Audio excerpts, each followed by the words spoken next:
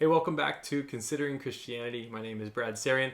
I'm a pastor at Restored Church in the San Fernando Valley of Los Angeles, and I've been putting together these videos just to try to help those who are searching, those who are skeptical maybe about the Christian faith, to kind of better understand the comprehensive nature of Christianity rather than just a couple Bible verses here and there.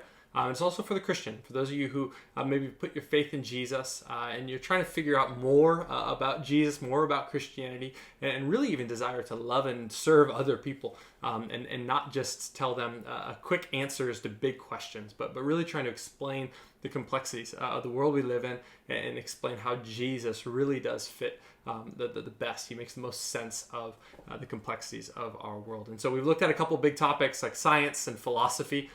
Today we're going to look at history.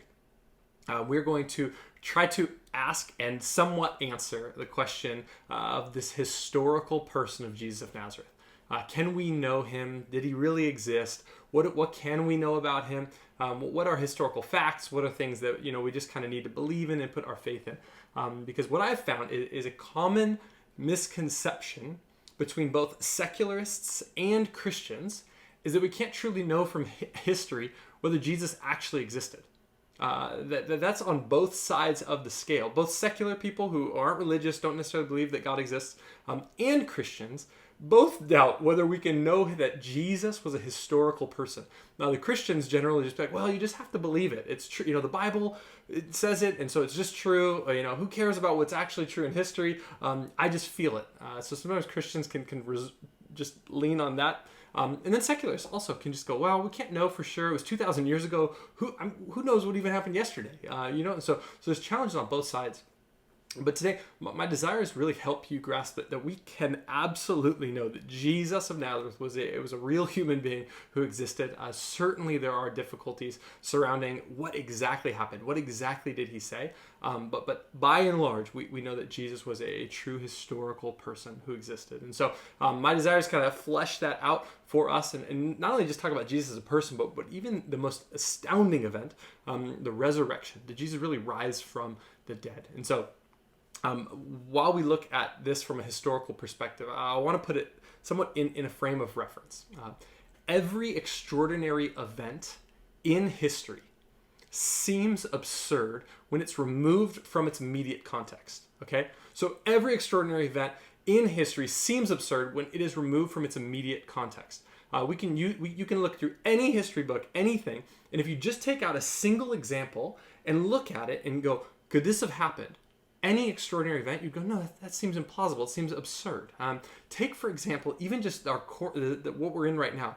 Due to the COVID-19 pandemic, the quarantine that we're in. Imagine in 100 years, someone's reading a textbook about the world that we were living in 2020. Imagine they only heard that the world was on lockdown, that the economy was tanking in a way that it's never tanked before. That people weren't really allowed to go outside just to hang out. They couldn't be near each other. If you heard those statements by themselves, you go, what there's no way. That sounds absurd. But then that's because it would be ripped from its immediate context. But if you began understanding the surrounding context of what was taking place, then you would go, oh, okay, so there was a novel virus that was killing thousands, hundreds of thousands of people. It was wildly contagious. There was no vaccine. All these other pieces of context come into play, and you go, oh, that's why they were on lockdown. That's why the economy began tanking, all those other things. And so it's very important for us to grasp that even extraordinary things, you could look at, the movie Dunkirk came out a couple of years ago, and just the miracle at Dunkirk. And if you just look at the stats and facts of what took place, it seems absurd. And then you start diving into the history and going, whoa. So the German forces were pushing in, and they did retreat a little bit because of Hitler. He thought he would had it. And then there were clouds that came in. And then there were civilians who used their own boats. When you put all of these things together, you go, oh, that's how 330-some thousand soldiers were rescued when it seemed like doom was their only possibility. And so it's important for us to do that. So when we remove the same thing goes that when we remove the story of Jesus' resurrection from its historical context, it certainly seems absurd. Okay? So in any historical event, if you remove it from its historical context, it seems absurd. The same thing is true of Jesus' resurrection. If all you do is remove that from its historical context, it seems absolutely absurd. And I think that sometimes Christians don't even want to acknowledge this. But if I came up to you on the street, hadn't met you, and I just said, hey, I want to tell you some good news. You're like, come on, tell me. I need some good news. Get my 6 feet from you, and I tell you this. 2,000 years ago, a man named Jesus, he died, and then he rose from the dead. You would probably think I'm pretty crazy, right? And I think you have a right to believe that's crazy. We know that humans don't really rise from the dead.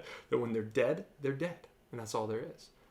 But if we rip it out of its immediate context, it does seem absurd. But the story of the resurrection isn't just in a vacuum. It didn't just happen like that. Someone just shows up and goes, hey, this guy Jesus died and then he rose from the dead. The historical facts surrounding the story of Jesus' resurrection shift us from the realm of absurdity into the realm of perplexity. Okay?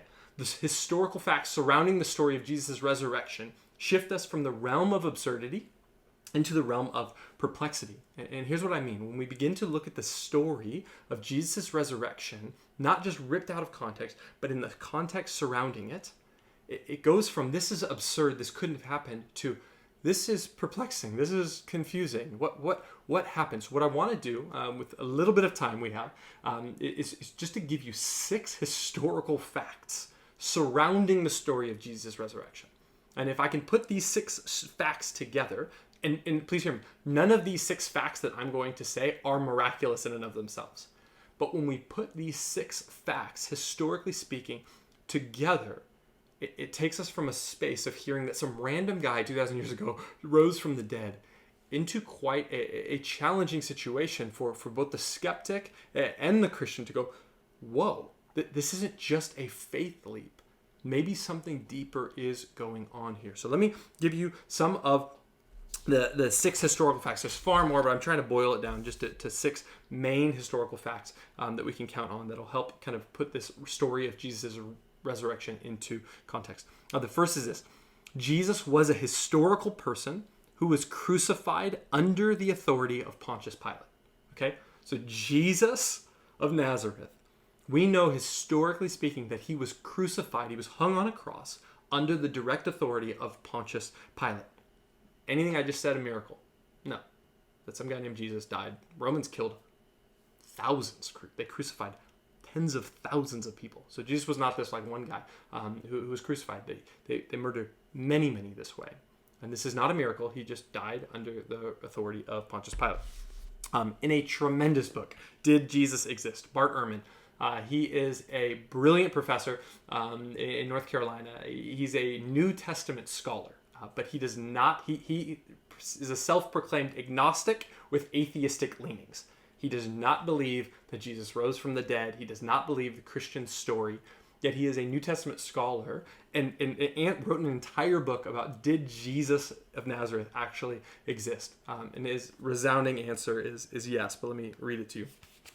The conclusion on page 263 he says, "We have considered substantial and powerful arguments showing that Jesus really existed. There was a historical Jesus, a Jewish teacher of first century Palestine who was crucified by the Roman prefect Pontius Pilate. But knowing this is only part of the story. Historians also want to know more about Jesus, about what he stood for, what he said, what he did, what he experienced, and why he was executed. Once we move from the fact of Jesus' existence to the question of who he really was, we move from the remarkably firm ground of virtual historical certainty to greater depths of uncertainty. Scholars debate these latter issues roundly." So Ehrman, responding to skeptics who said, we don't even know if Jesus was a real human being. Bart Ehrman, after an entire book of extensive research, both using the New Testament as a historical document and tons of different sources outside of the New Testament, goes, you have to be a fool to say that Jesus was not a real human being who lived 2,000 years ago. And he says that we know with certainty that he was crucified under Pontius Pilate. Does Bart Ehrman think he rose from the dead? Not at all. But we know that he was crucified 2,000 years ago. Now, this is a good question for those who maybe think of Jesus as a good teacher, right? This is commonly thought, I don't believe Jesus was God, but I believe he was a good teacher. Why was he crucified? The Romans didn't go around just crucifying nice teachers. They didn't go around crucifying people who were being morally obedient and happy and supporting the government. They killed rebels. They killed those who were seemingly opposed to the Roman kingdom. And so you have to answer that. It's a historical fact that Jesus was crucified under a Pontius Pilate. Second historical fact is that Jesus was buried in a tomb which was found empty days later. Okay, again, is what I just said a miracle? No. He was buried in a tomb, and days later that tomb was empty. Does not mean that he rose from the dead, but those are historical facts. Bart Ehrman, again, in his book on page 71, he is helping us grasp. Many Christians and secularists believe that the Bible, we can't really talk about use the Bible as a historical document with evidence. And Bart Ehrman, who denies Jesus rose from the dead and Christianity in that sense, he says, no, we actually can't. It's a historical document. Here's what he says. There is historical information in the Gospels. This historical material needs to be teased out by careful critical analysis. So he's saying, don't just buy it. When Jesus walks on the water, no, he didn't. But it's still a historical document. Sometimes the Gospels of the New Testament are separated from all other pieces of historical evidence and given a different kind of treatment because they happen to be found in the Bible, the collection of books that Christians gathered together and declared sacred scripture. However else the Gospels are used, for example, in communities of faith, they can and must be considered historical sources of information.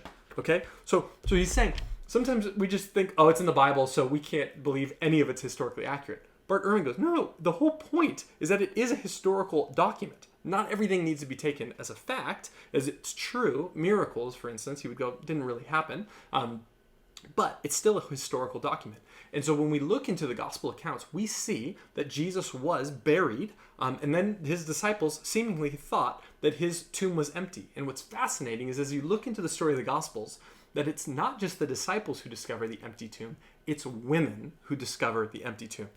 Tim Keller, in his book, The Reason for God, gives a very convincing argument that when we look back in history and we're trying to figure out which side makes the most sense, what story, what narrative makes the most sense, it's oftentimes easier to believe a story in history when it's written and it's not it's not inaccurate in the winner tells the story. So for example, if we read an ancient Roman historical document, and the emperor says, we went into this town and we killed 75,000 soldiers and we didn't lose a single soldier. If you're reading that as a historical document, you're like, okay, they probably won that battle, but they probably lost someone.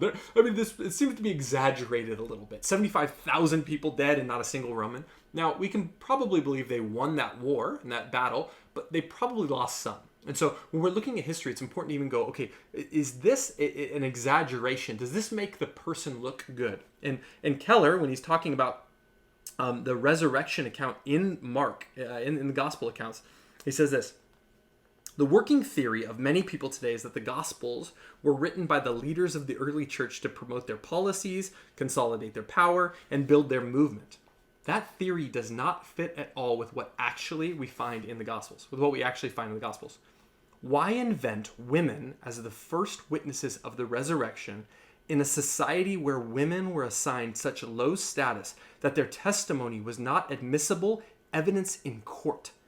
It would have made far more sense if you were inventing the tale to have male pillars of the community present as witnesses when Jesus came out of the tomb. The only plausible reason that all of these incidents would be included in these accounts is that they actually happened. So horrifically, women's account wouldn't even be used in a testimony of court 2,000 years ago. And yet the gospel accounts have women being the first ones to discover an empty tomb. If you're making up history, you do not have women whose word wouldn't even be accounted for in testimony in court to be like, we found the empty tomb. It's like, if you're making up a story, you come up with something far more convincing for that cultural moment. And so that is Jesus was buried in a tomb and it was found empty days later. The next one is that first century Jews did not believe their Messiah would be God nor rise from the dead. Okay, I think this is another thing that many people have a misconception of. I think when we think of Messiah, Jesus, Christ, King, we go, oh, of course, the Messiah, the Jewish Messiah was going to be God, and he was going to die on the cross, and he was going to rise from the dead. That was not what was believed by first century Jews. We give doubting Thomas such a bad rap, but it's so important for us even to read the Gospels again, a very unflattering story of one of the early apostles. when the disciples who did see Jesus risen from the dead, they go to Thomas, who wasn't there for the resurrection appearance, and they go, "Thomas, Jesus is risen." And Thomas does not respond like a good Lutheran. He is risen indeed. Thomas's response is, "That's sick. No, Jesus didn't. What are you talking about? No, he was just crucified. He was not. He didn't rise from the dead. That's sick. I won't believe it until I see him." We generally fall under what C.S. Lewis calls chronological snobbery. When we look back 2,000 years ago, we hear the story of the resurrection. We're like, well, of course, they believed in crazy things like that back then. It's really arrogant to put that on people 2,000 years ago. People 2,000 years ago were very aware that people who died did not come back from the dead. And Jews in the first century, they did believe in a resurrection, but they believed in a future resurrection that would take place by all people at the end of time. They had no concept of someone rising from the dead in the middle of history, especially a Messiah who was crucified. According to the Old Testament law, would basically, anyone who hung from a tree was cursed by God. This is not a compelling story. And we have no account in history of any other Messiah. There were many others who claimed to be Jewish Messiahs who were killed by the Romans. No other movement took off by someone going, "He rose from the dead." There was no concept for that.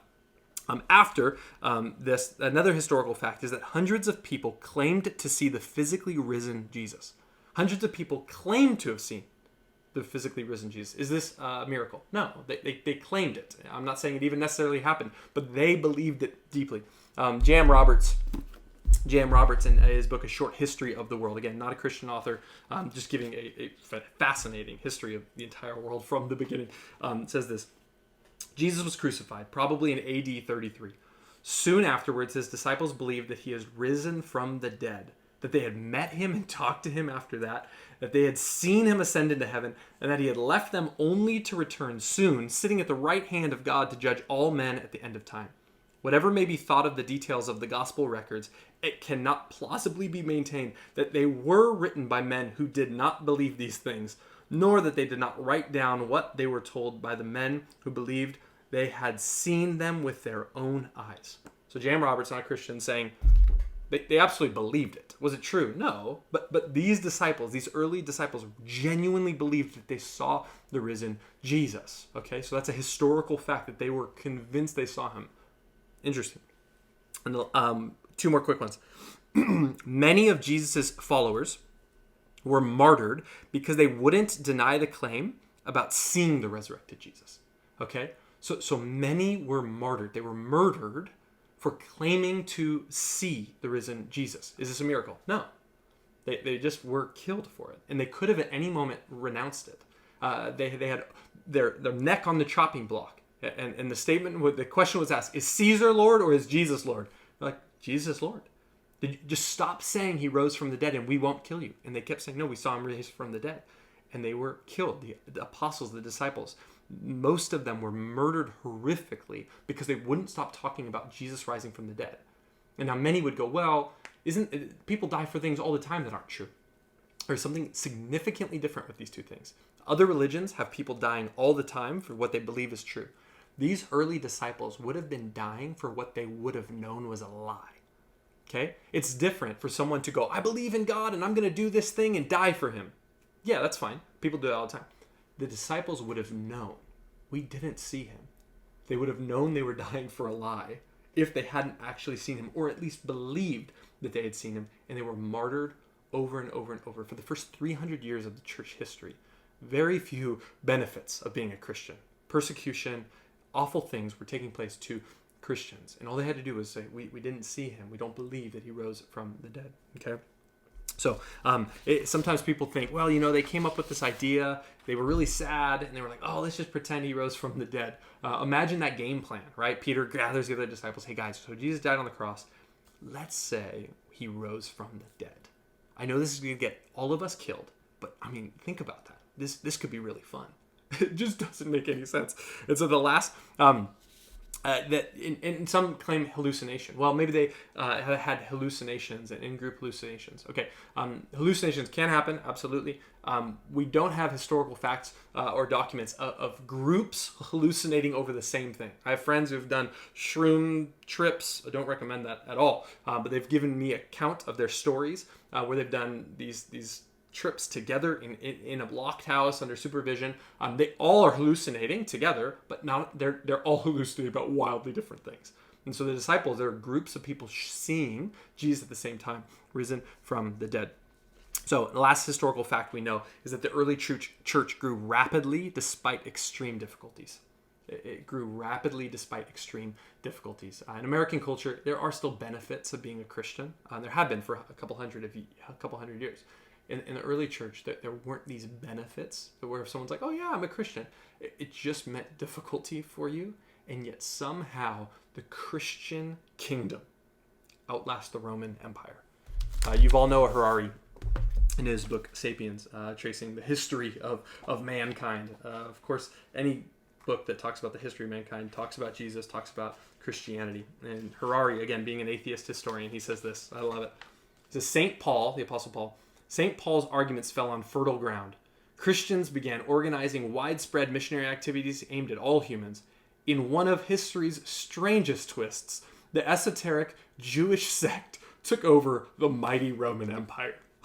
One of the strangest twists. Yeah, it's crazy to think that a group of about 20 random, uneducated, backwoods fishermen, farmers created a movement that took over the Roman Empire, that within a few hundred years, millions and millions of people throughout the known world are worshiping this man named Jesus, who they claimed was God crucified and risen, and now the King of the universe. So when we put all of these historical facts into context, then Jesus' resurrection, though supernatural, is the most reasonable explanation of the historical data. Jesus' resurrection, though miraculous, I understand it's supernatural, it's the most reasonable explanation of the historical data, because if you take all of those things together, what you have to do is you have to say, well, what else could have happened? You can create your own theories of what took place, and it's essential that you do. If you doubt that Jesus rose from the dead, you can't just say, and remember week 1, you can't just poke holes in a worldview and just say, oh, I don't have to deal with those. You have to take those 6 historical facts into account and then say, what could have possibly happened? And I believe if you take those 6 things into account, you can see that Jesus' resurrection is a very reasonable, if not the most reasonable explanation for what actually took place 2,000 years ago. The historical Jesus is unlike any other human being who's ever lived. Maybe it's because he was more than human. And one of my favorite accounts from Huston Smith in his book on world religions, he talks about 2 historical figures that caused such a wild following and awakening around their lives. These 2 people in the history of the world, when people met them, they did not ask them, who are you, but what are you? Those 2 people were Buddha and Jesus. And what Huston Smith points out is that when people asked Buddha, what are you? Buddha said, I'm not God. He denied that. And he said, let me point you to the way. Jesus, when people came to him asking, what are you? Jesus said, I am the way. And he allowed men and women to worship him. He really is either a liar, a lunatic, or he's Lord, as C.S. Lewis put it. It makes sense of the historical data we have. And so I challenge you to think deeply about these things. Does the resurrection in and of itself make sense? No, I don't think so, if you rip it out of its immediate context. But when you begin to put it back into its context 2,000 years ago, and get rid of your chronological snobbery, those ignorant people back then, we begin to put together a story that makes it very, very difficult to understand what actually took place, and please hear me, continues to take place 2,000 years ago. Where this is not a movement that is just based around a certain geography. The Christian movement has moved into every nation, into every culture, where people still to this day wake up with dreams of the risen Jesus appearing to them. What makes an account for these things? So hopefully you'll be able to think deeply about this stuff, that if you deny the resurrection, sure, but you better have a very convincing alternative explanation as to what took place 2,000 years ago and what is continually taking place now. I hope you'll join us next week as we continue our talk on considering Christianity.